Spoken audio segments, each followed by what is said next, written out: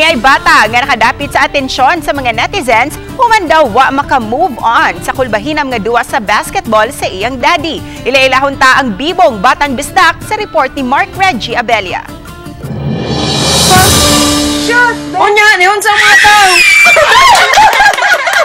Pakpak na ang clap di ay! Ang clap di ay, ang clap!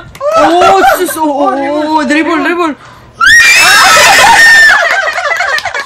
Ingon ani ang paghulagway with matching actions pa niining bata nga nag-viral sa social media. Siya si Ron Maverick Anyana o Baby Mavi, 1-year-old taga Barangay Tongkilming, Glanilla, probinsya sa Sugbo. Daw wala ka move on si Baby Mavi sa gipakitang kaabtik sa iyang baba o iyang amahan atol sa liga ni adtong Agosto 5, ilabi na ang makalingaw nga singgit sa mga tumatanaw. Oh, sus! Oh, dribble!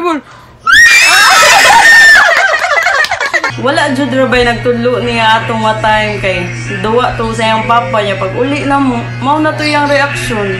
Ang iyang pagsunod sa mga basketball moves sa iyang daddy gi-heart og nakaanig pagdayeg sa mga netizen. Butang nga gipasalamatan sa iyang inahan.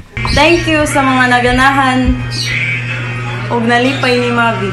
Nagpamatuod lang si Mavi nga daling motuhop sa mga bata ang unsay ilang nakita kay si Mavi certified nga #1 fan sa iyang amahan. Oh, sus! Oh, dribble!